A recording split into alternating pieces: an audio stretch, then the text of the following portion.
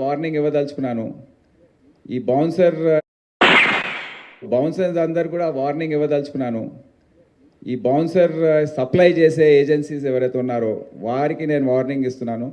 మీరు జాగ్రత్తగా ఉండండి. నెక్స్ట్ టైం నుండి ఈ బౌన్సర్స్ ఎక్కడైనా మిస్బిహేవ్ చేసినా, పోలీస్ ఆఫీసర్స్ యూనిఫామ్లో ఉన్నప్పుడు వారిని ముట్టుకున్నా వారిని వదిలేది ప్రసక్తే ఉండదు. ఏ విధంగా అయితే తోసేశారో పోలీస్ ఆఫీసర్స్ని మీరు చూశారు కదా వీడియోస్లో. పబ్లిక్ని తోసేశారు. వాళ్ళే గేట్స్ ఓపెన్ చేస్తున్నారు, వాళ్ళే క్లోజ్ చేస్తున్నారు, వాళ్ళే అన్నీ చేస్తున్నారు అక్కడ.